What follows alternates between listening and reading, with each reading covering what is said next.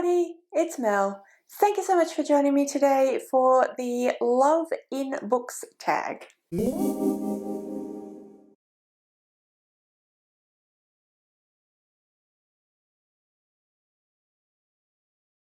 So I was tagged by Brittany from Brittany Loves Reading to do this tag, so thank you so much both for the tag and for the love, Brittany. It's very, very much appreciated. This tag was created by Ellie over at Bibbidi Bobbidi Books, and she created this tag as a way to discuss different types of love that can be in books. She made this around Valentine's Day, but she wanted to explore that there are more than just romantic love. And so that is what this tag is all about. There are 8 questions in this tag, so let's just dive straight in.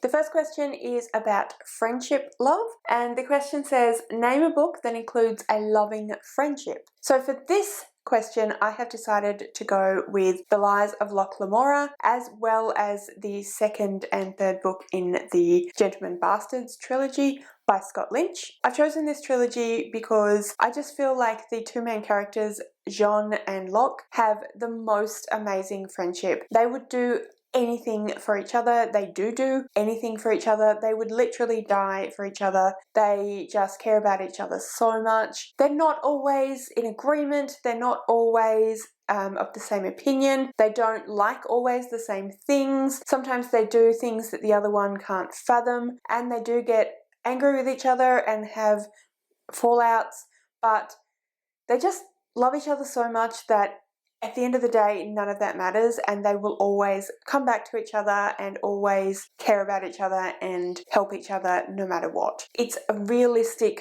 friendship, and I just think that this is incredibly well written, this particular relationship. I love the series in general. I thought it was fantastic. It's specifically John and Locke that really just make this series come alive for me, and I thought that I just had to say that this was the answer for a really strong, fantastic friendship in a book. Question number 2 is Sibling Love, and it says, name a book that features a strong sibling relationship. I have actually decided to go with 2 different books that feature sibling relationships that I think are incredibly strong. They're both written by the same author, and the sibling relationships are Jane and Lizzie Bennet from Pride and Prejudice by Jane Austen, and then Marianne and Eleanor from Sense and Sensibility by Jane Austen. I really think that Jane Austen has a fantastic way of writing characters. I feel that she really understands, particularly female characters, just how to write them in such a way that they feel incredibly believable. Even as a person who is living in the 21st century, I still feel like they are relevant and they have characteristics and personalities that are really believable and really something that I can definitely just understand and get behind. Jane and Lizzie are sisters, but they're also best friends, and it's really clear throughout the book that that is how they feel about each other, that yes, they have sibling love and they have that connection that they feel with the rest of their sisters because they are the eldest 2 in a 5-daughter family. So they have those familial relationships with their other sisters, and you can really see that they care about their other sisters and that they feel that sisterly, that familial bond, but their relationship is special because, as I just said, they are best friends as well. They have that closeness of a friendship that is very similar to what I was saying about Locke and Jean. They would do anything for each other. They care about each other so much. They enjoy each other's company. They care about each other's opinions. They try to do right by the other person and also right according to the other person. Lizzie is often reflecting on the fact that Jane is kind of like her moral compass, and so when Jane expresses that Lizzie is doing something that maybe isn't great, because Jane is such a sweet person, if she says that sort of thing to Lizzie, then Lizzie realizes it really must be not right, and so she will change her actions and her thoughts around that, but not in a way that puts pressure on Jane to be that moral standing person. She still gives Jane the space to be herself, to be sad, to be upset or angry. Not that Jane very often does that, but when she does, Liz is the person that she can be like that in front of. Liz is the person that she can be genuinely, fully herself around. And I just think that's such a special relationship because it's that sister familial bond but also that best friendship bond. In a similar way, I think Marianne and Eleanor have a really close sisterly relationship. They are friends with each other, definitely. I don't think that they have the same best friend relationship that you would necessarily correlate to the way we think about best friends now, because they have the kind of social standing where they are quite dependent on other people, and the time that they lived in, they were trying to make those connections in order to further the family and make sure that the family was going to be okay. So it's hard to say, I mean, Jane and Lizzie did that too. So it's hard to say that Marianne and Eleanor would necessarily have the best friend type relationship if they existed today, but they definitely still are friends. You can see that they care about each other, they listen to each other. They don't often agree. Unlike Jane and Lizzie, they often disagree with each other and they don't think in the same way about things at all, and Marianne really doesn't take Eleanor's perspective into account as often as maybe she even should. But throughout all of that, despite their differences, their difference of personality, their different approaches to the world, their different sense abilities, as the name suggests, they still do really care about each other and they have a real depth of connection. They have a real familial bond with each other that is really well written, and despite all of those differences, I think that that's what makes their bond so strong as well, because they are different and maybe they wouldn't be friends in different circumstances and a different life, but this is the life they're living, these are the circumstances they're in, and they make it work as the relationship that they need for each other, but it's genuine at the same time, if that makes sense. And I just think that's really, really well written. So yeah, that is my answer to the friendship question. Next up, we have Parental or Guardian Love. Name a book that has a character who identifies as a parent or a guardian. I decided to go with Margaret March, or Marmee March, who is the mother of all of the girls in Little Women. So she is the matriarch of the March family in Little Women by Louisa May Alcott. I think that she is an example of a really amazing parent who does just everything that she can for her children. I don't actually know how contemporary to the author, when the author was living and writing, to how contemporary the book is to that, but the book is set during the American Civil War, and so the father is at war and the mother is kind of in a position where she has to be both parents, and she has to take on the mantle of being the matriarch, of being not just their mother, but being their kind of sole provider and being the kind of bulwark of the family, which is something that at that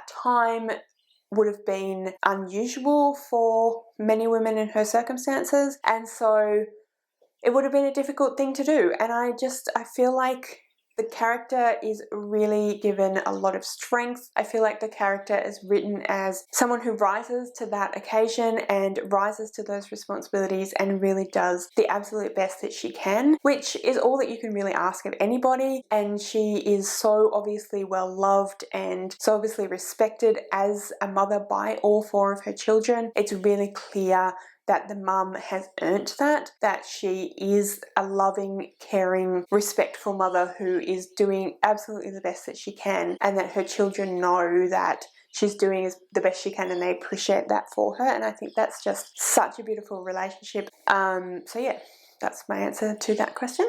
The next question is pet love.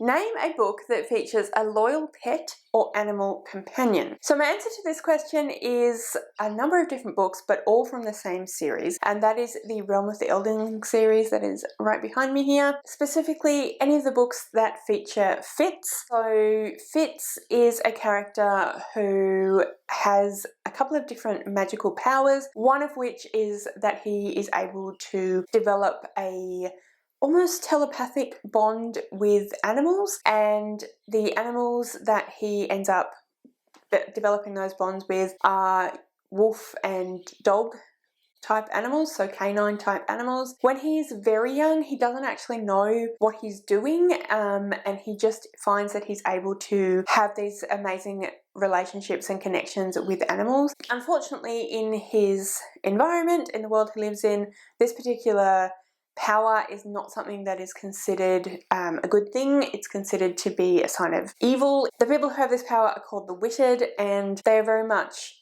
shunned and looked down upon, and it's considered an illegal thing, this particular magic. And Fitz, when he's very young, he doesn't actually realize this, and he bonds with a puppy that he calls Nosy. Unfortunately, this relationship is curtailed and ended by his father figure, guardian. But then later in his life, when he knows more about himself and this particular power, he does build a bond with a wolf called Night Eyes, and it's just the most beautiful bond. It's such a genuine friendship and respectful relationship between these two, this wolf and this human, despite the fact that they are so very different as a species, and the way that they approach the world, the way that they see the world. I can't even say the way they think, because Night Eyes doesn't think in the same way that humans do. And I really like the way Robin Hobb writes that she writes the fact that Night Eyes is a wolf, and so the very concept of thoughts in the way that we think of them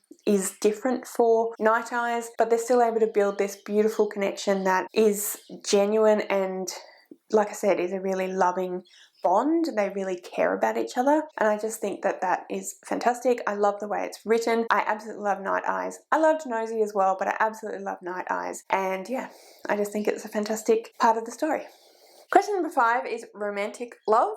Name a book that contains a swoon-worthy romantic plotline. So, I have recently started developing my romance reading. I will link my Reading Popular Romance blog, where I did read 5, or was it 6, different popular romances and talk about what I liked, what I didn't like, what worked, etc. So I could really pick a number of those. There were quite a few that worked really, really well for me. But the one that I've decided to pick is the relationship between Oliver and Luke from Boyfriend Material by Alexis Hall. I really, really enjoyed this relationship, and even though it does do the fake dating romance, which I have said a number of times in a number of different settings that I don't particularly like that trope, but I've come to the conclusion, like with many other things in life, it's not so much the trope itself, it's how it is executed, and I thought that it was done really, really well in this particular book. But more importantly, I thought the relationship that is built between Oliver and Luke is done incredibly well, and it's done in a way that, despite the fact that they are doing a fake relationship type of thing, you really feel like this actual relationship builds between them in a really natural, really understanding, really genuine way that I think is done really well, and it's a really believable relationship. I find that other of this type of things tends to be a little bit more of, we're fake dating, so oh well, I guess we have to spend a bit of time together. Oops, turns out that maybe we might catch feelings because we just happen to be in each other's company, which isn't necessarily a bad thing either, but I just don't find it as, I mean, I know it happens in real life, but I just don't find it as genuine. Whereas this one, I mean, there was definitely an element of they were spending more time together, and that's why they grew this attraction and relationship, but they actually really went out of their way to find out about each other and to learn about each other. And at the beginning of the book, it is also enemies to lovers. At the beginning of the book, Luke really does not like Oliver. So the fact that he then develops this genuine feelings for Oliver, you can see that it's kind of despite himself, which I thought was really well done as well. So yeah, my answer for romantic love is Boyfriend Material by Alexis Hall. The next question is Erotic Love. Name a book that doesn't fade to black when things get spicy. So, along with my only kind of recently really properly developing any kind of interest and love for romance, I'm not really much of a reader of smut. It's not to say that I haven't read smut before and that I don't enjoy that, but it's just not something I particularly reach for, or something I particularly,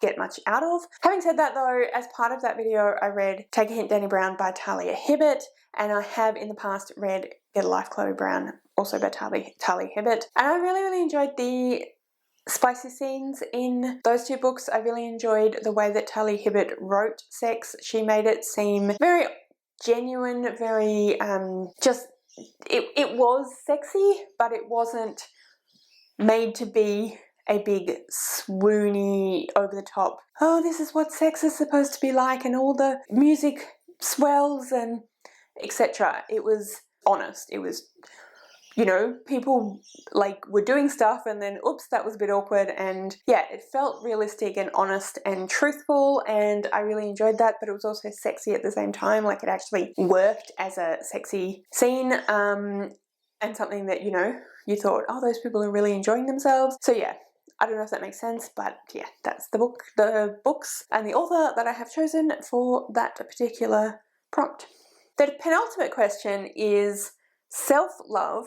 Name a book that includes the theme of self-love, appreciating your own worth, finding yourself, self-acceptance, personal growth, etc. So for this one, I have chosen Loveless by Alice Oseman. I really enjoyed it. It is written for, well, late teens, early young adults. I believe it was written by Alice when they were around the same age themselves. It feels very authentic, very real. The characters feel very three-dimensional, like actual humans that you would potentially meet, and I just really enjoy Alice Oseman's writing. Like I said, it feels really honest and authentic. I really get the sense that you are reading about actual teenagers or young adults and the experiences that they're having and the way that they are trying to find out about themselves and figure out what they want from life, who they are. Feels like something that you would experience as an actual person, as an actual teenager and young adult, and I just think that that's an incredible ability, and I really appreciate Alice Oseman's work for that. Loveless in particular is the book that they have written about asexuality. So the main character Georgia discovers throughout the course of this book that she is asexual and aromantic, and it was just really fantastic to see her figure this out, and in a way that felt really genuine and authentic. So she had to go through a lot. She had to really kind of come to terms with the fact that she wasn't necessarily going to have the life that all of the romantic movies that she's watched and all of the romantic books that she's read and loved, because she loves those sorts of things. That isn't the sort of thing that she's going to have in her life, because it's not something that she wants. It's not something that she needs in like a deep bone inner core kind of way. It's not something that she needs. It's not something she can connect to. It's not something she really understands. Reading about her finding that out and learning about that for the first time, learning about herself that way for the first time, figuring out what that means, and the idea that because asexuality and aromanticism aren't depicted in mainstream media, in the things that she has experienced through movies and TV and books and things growing up, and the plays that she does a lot of theatre. She doesn't even know that that's who she is. She doesn't even know that that's something she can be. And it was just really powerful to watch her find that out about herself and then try to figure out what that means for her and how that affects her life and her relationships, and being able to find herself in that way, and then figuring out how to care about herself, how to love herself, how to be her authentic self. And I just thought that was incredibly powerful and fantastic and so well written. I found it really moving and really thoughtful, and I really appreciated reading it. I don't know very much about what it is to be asexual or aromantic. I am not either of those things, and so it was just so meaningful to read something and to be able to say, okay, I think I can kind of try to understand now what it is that people are expressing and are talking about on a more kind of personal, deeper level.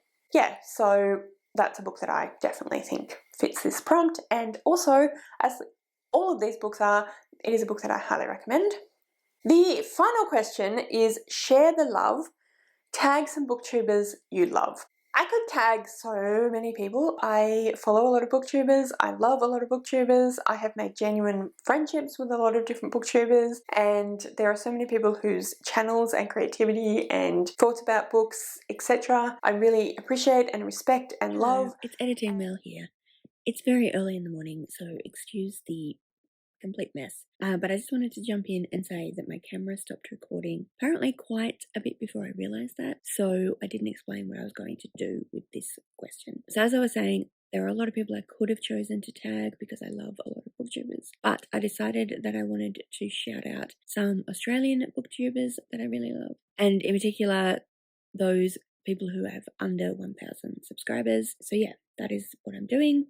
So I'll send you back to the actual video now.